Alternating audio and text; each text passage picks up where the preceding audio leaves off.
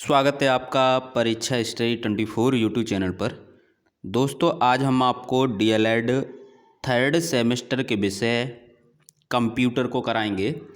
तो जो छात्र नए हैं चैनल को सब्सक्राइब कर लें, घंटी वाली बटन को दबा लें, जिससे नेक्स्ट आने वाली वीडियो की नोटिफिकेशन आपको मिल सके। ठीक है, एक बार सभी छात्र वीडियो को शेयर कर दें। आप लोग शेयर नहीं करते हैं। हम आपको आपके सिलेबस के अनुसार और आपके जो प्रीवियस ईयर पेपर हुए ना, उसके अनुसार जितने भी प्रीवियस ईयर पेपर में प्रश्न आते हैं उसके अनुसार हैंड रिटन नोट्स पहले बनाते हैं।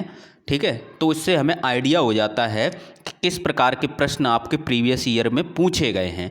सिलेबस को कंप्लीट करते करते हैं। ठीक है, सिलेबस को तो जो सिलेबस में टॉपिक हैं उनको तो हम हैंड रिटन नोट्स में लिखते ही हैं, लेकिन जो प्रीवियस ईयर पेपर आए हैं उनको भी ध्यान में रख के हम नोट्स बनाते हैं। जिससे क्या है, आपने देखा है डीएलएड प्रथम सेमेस्टर हो या डीएलएड द्वितीय सेमेस्टर हो, जब आपने दिए थे तो आपके पूरे पूरे पेपर क्यों फंस रहे थे? क्योंकि यही दो तरीके थे अच्छे अंक लाने के। क्या करना है, पहले सिलेबस कंप्लीट करना है, उसके बाद प्रीवियस ईयर पेपर लगाने हैं। तो ये दोनों ही चीज़ हम नोट्स में बनाते हैं, हैंड रिटन नोट्स में, उसके बाद आपको समझाते हैं। ठीक है, तो ये रहता है, डायरेक्ट नहीं। तो इसलिए हमें थोड़ा अनुभव भी है, क्योंकि हम 2020 से पढ़ा भी रहे हैं यूट्यूब पर डीएलएड वालों को, और स्वयं डीएलएड हमने की है, तो हमें इतना तो आइडिया है कि कैसे एग्ज़ाम दिए जाते हैं, कैसे आपको पढ़ना चाहिए, जब एक दिन में पेपर 3 हों तो कैसे आपको पास होना है, ये सब चीज़ें ध्यान में रखनी पड़ती हैं। तो आज जो आपका टॉपिक है इसी में, ठीक है, थर्ड सेमेस्टर में ही इंटरनेट से ये प्रश्न पूछे गए हैं, बहुत से प्रश्न पूछे गए हैं इंटरनेट से। तो आज इंटरनेट वाले प्रश्न आपको करा देते हैं।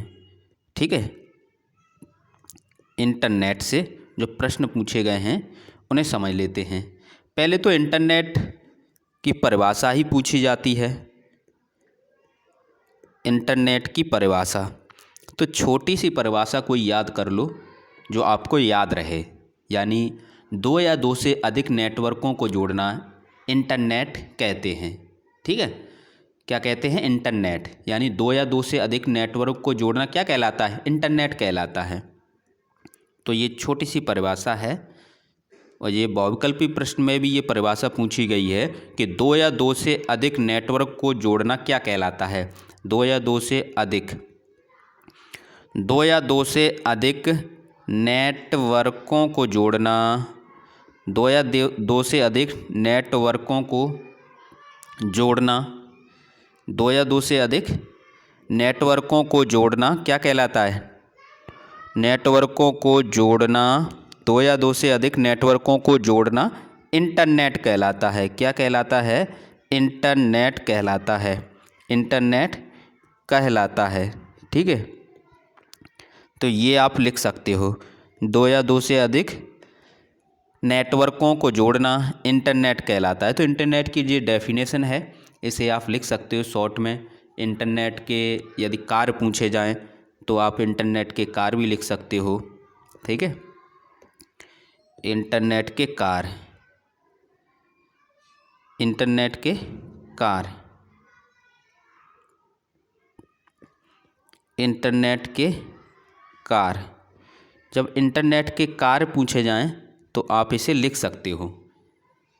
क्या लिख सकते हो? दो या दो से अधिक नेटवर्क को जोड़ना हो, क्या करना हो? दो या फिर दो से अधिक, दो या दो से अधिक, दो या दो से अधिक नेटवर्कों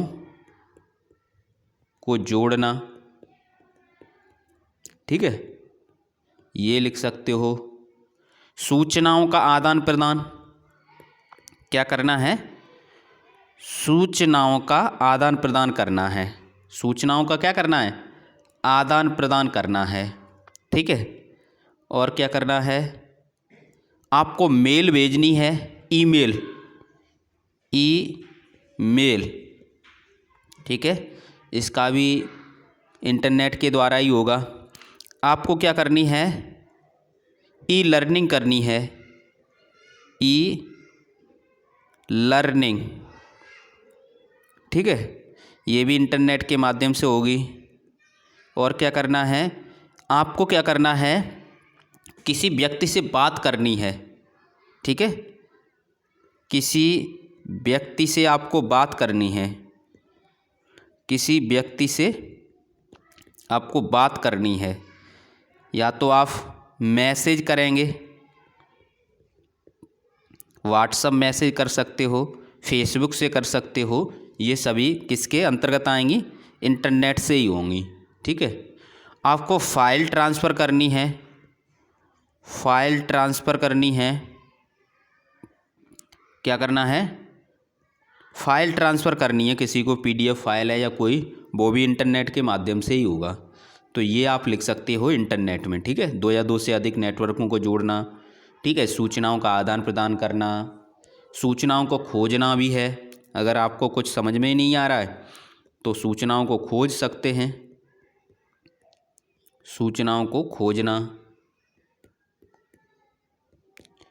ये सभी आप इंटरनेट के माध्यम से कर सकते हैं, ये इंटरनेट के कार्य हैं, ठीक है। फाइल ट्रांसफ़र कर सकते हो, किसी व्यक्ति से बात कर सकते हो मैसेज के द्वारा, ठीक है, वीडियो कॉल कर सकते हो, ऑडियो वीडियो कॉल कर सकते हो, ई लर्निंग, ठीक है, पढ़ सकते हो, ईमेल भेज सकते हो। तो ये हुए आपके। अब पूछ लिया जाता है कि जो इंटरनेट होता है उसका प्रयोग करने के लिए आवश्यक उपकरण, जो आवश्यक उपकरण हैं वो कौन कौन से होते हैं। तो आपको एक कंप्यूटर चाहिए, क्या चाहिए, एक कंप्यूटर होना चाहिए, आपके पास एक कंप्यूटर होना चाहिए, ठीक है। फिर क्या होना चाहिए, मॉडेम, पहले मॉडेम चलता था, ठीक है, जिसमें सिम फंसाई जाती थी, इस प्रकार का होता था, ठीक है, इसमें क्या है, सिम फंसाई जाती थी, तो ये मॉडेम होता था, तो उसी के अनुसार चल रहे हैं। तीसरा है संचार माध्यम, संचार माध्यम, ठीक है। फिर आपको चाहिए इंटरनेट, आपने संचार माध्यम में सिम ले ली, अब उसमें इंटरनेट कनेक्शन कराओ, ठीक है। फिर अब अंत में वेब ब्राउज़र,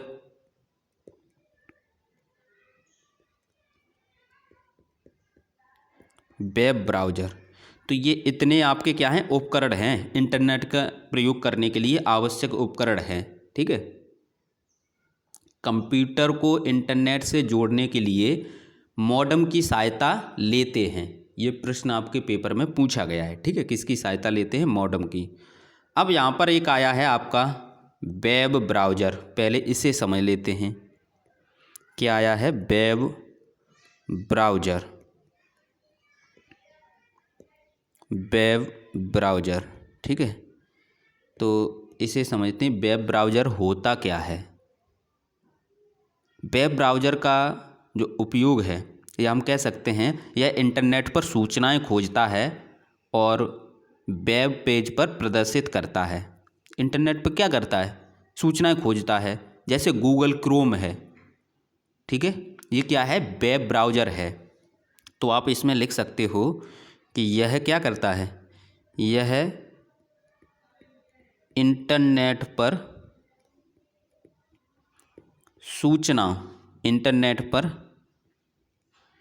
सूचनाएं खोजता है, सूचनाएं खोजता है। इंटरनेट पर क्या करता है, सूचनाएं खोजता है, फिर भेजता किसको है, वेब पेज पर प्रदर्शित करता है।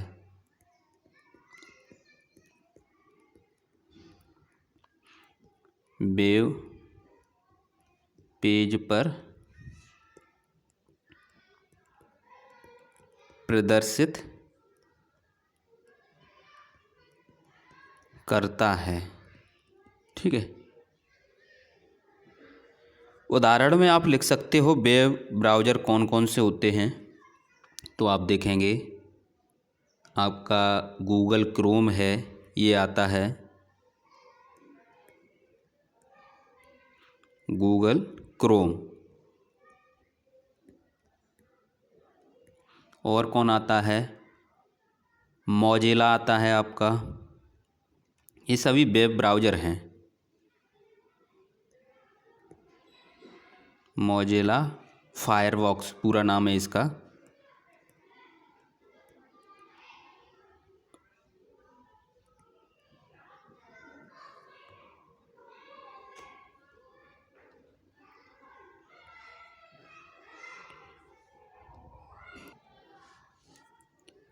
FOX, ठीक है। और क्या आता है इसमें? इसमें और आते हैं आपके इंटरनेट एक्सप्लोरर, इंटरनेट XPLORER, ठीक है। ये सब आते हैं। अब नेक्स्ट आता है इसमें सर्च इंजन, ठीक है। आपको पता पड़ गया वेब ब्राउज़र, आपने आपके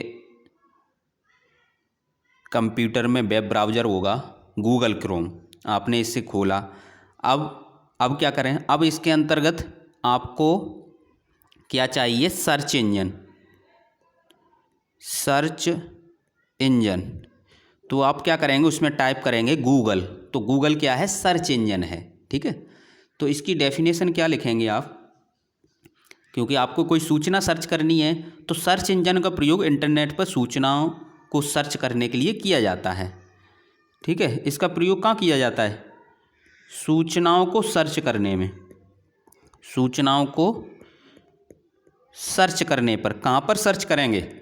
इंटरनेट पर, ठीक है। इंटरनेट पर सूचनाओं को सर्च करने के लिए, इंटरनेट पर क्या है? सूचनाओं को सर्च करने के लिए हम सर्च इंजन का प्रयोग करते हैं, ठीक है। उसमें आप देखेंगे गूगल, आपका गूगल, ठीक है। गूगल है। गूगल क्रोम तो आपका वेब ब्राउज़र है, इसके अंतर्गत आप जब खोलते हैं तब फिर गूगल है आपका। और क्या है? याहू है, ठीक है। बिंग है। ये सभी क्या है? सर्च इंजन हैं। ये क्या हैं? सभी सर्च इंजन हैं। तो ये सर्च इंजन के उदाहरण हैं, ठीक है। नेक्स्ट था आपका वेब पेज। इसमें आया था स्टार्टिंग में वेब पेज। किस में आया था? हाँ, ये आया था वेब पेज। तो इसको भी समझ लेते हैं, ये क्या होता है? Web page, web page. तो इसे समझते हैं ये क्या होता है। तो वेब पेज एक तरह का पेज या डॉक्यूमेंट होता है। क्या होता है? पेज या डॉक्यूमेंट होता है जिसे इंटरनेट के माध्यम से आसानी से देख सकते हैं। ये वेब पेज एक तरीके का पेज या डॉक्यूमेंट है। क्या है ये? पेज या फिर इसे कहें डॉक्यूमेंट। ये क्या है? पेज या डॉक्यूमेंट है। वेब पेज क्या है? एक तरह का पेज या डॉक्यूमेंट होता है जिसे इंटरनेट के माध्यम से आसानी से देख सकते हैं। तो ये आपने समझा कि वेब पेज क्या होता है, ठीक है। नेक्स्ट आपके पेपर में जो प्रश्न पूछा गया है वो है आपका स्पैम। स्पैम, ठीक है। ये क्या होता है? ये होता है अवांछित संदेश। इसे क्या कहते हैं? अवांछित संदेश कहते हैं। इसे क्या कहते हैं? अवांछित संदेश कहते हैं। क्या कहते हैं? अवांछित संदेश। इसमें क्या होता है कि इंटरनेट पर लोगों को संदेश या विज्ञापन बार बार भेजना जिसका उन्होंने अनुरोध नहीं किया है, तो वो क्या कहलाता है? अवांछित संदेश कहलाता है। तो आप लिख सकते हो कि अवांछित संदेश या विज्ञापन लोगों के ईमेल बॉक्स में भेजना स्पैम कहलाता है। क्या भेजना? अवांछित संदेश। अवांछित संदेश या फिर विज्ञापन। अवांछित संदेश या विज्ञापन क्या होता है आपका विज्ञापन, ये होता है आपका स्पैम कहलाता है। तो स्पैम के बारे में ये आपको हमने बता दिया है। ये सभी फर्स्ट सेमेस्टर में आपने पढ़े होंगे, ये वही है। ठीक है, नेक्स्ट देखते हैं आपके अपलोडिंग और डाउनलोडिंग भी पूछा जाता है। क्या पूछा जाता है? अपलोड, कोई फाइल हो सकती है, कोई वीडियो हो सकती है, लेकिन प्रोसेस समझ लें होता क्या है अपलोड में। एक स्थानीय कंप्यूटर से दूसरे कंप्यूटर पर डाटा स्थानांतरण की जो प्रक्रिया होती है वो क्या होती है? अपलोडिंग कहते हैं। ठीक है, जैसे कोई फाइल हमने डाली और दूसरा उसे देखता है, आप व्हाट्सएप पे भी पीडीएफ वगैरह सेंड करते हो, वो अपलोड करते हो, वो दूसरा देखता है, वो डाउनलोड होता है। ठीक है, तो लेकिन कंप्यूटर की भाषा में आपको लिखना है तो आप लिख सकते हैं एक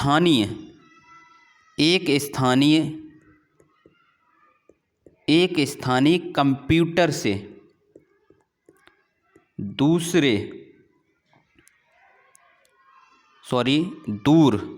या फिर हम दूर कह सकते हैं, कोई दूर हो, या एक स्थानीय कंप्यूटर से दूसरे कंप्यूटर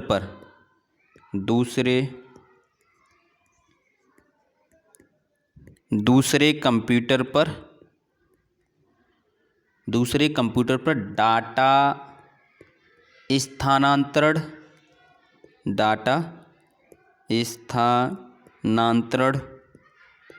की जो प्रक्रिया है वो क्या कहलाती है? प्रक्रिया को अपलोड या अपलोडिंग कहते हैं। ठीक है, जो भी प्रश्न पूछा जाए आपके अनुसार उसे आप लिख सकते हैं।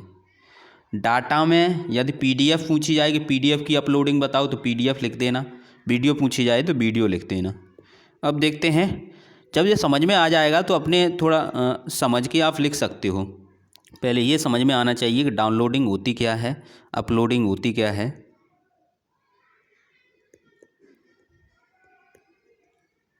डाउनलोड, इसमें क्या होता है?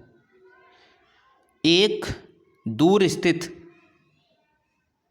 या फिर हम कह सकते हैं सर्वर से एक स्थानीय कंप्यूटर के लिए डाटा हस्तांतरण की प्रक्रिया को आपने क्या किया है? डाटा को हस्तांतरण किया है। एक दूर स्थित या फिर हम सर्वर से कर रहे हैं, सर्वर से एक स्थानीय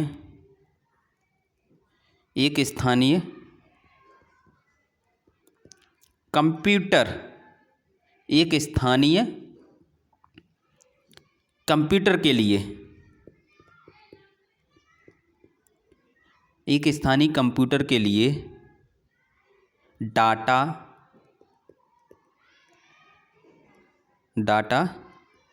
हस्तांतरण की प्रक्रिया, हस्तांतरण की प्रक्रिया को डाउनलोडिंग कहते हैं या डाउनलोड कहते हैं, डाउनलोड कहते हैं। ठीक है, थोड़ा हम शॉर्ट में इसे समझा देते हैं। जैसे आपने क्या किया, अपने मोबाइल से कोई पीडीएफ, ठीक है, किसी को सेंड की। ठीक है, तो आपने जो सेंड की है वो तो हो गई अपलोड। पहले आप अपलोड करेंगे व्हाट्सएप पे, तो दूसरा वाला उसे फिर जब उसे डाउनलोड करेगा, देखने के लिए क्या करना पड़ेगा? डाउनलोड करना पड़ेगा। ठीक है, तो यही अपलोडिंग और डाउनलोडिंग है। ठीक है, ये क्या थी? अपलोडिंग और डाउनलोडिंग। आज के लिए इतना ही। थैंक यू दोस्तों। वीडियो को शेयर करें, लाइक करें।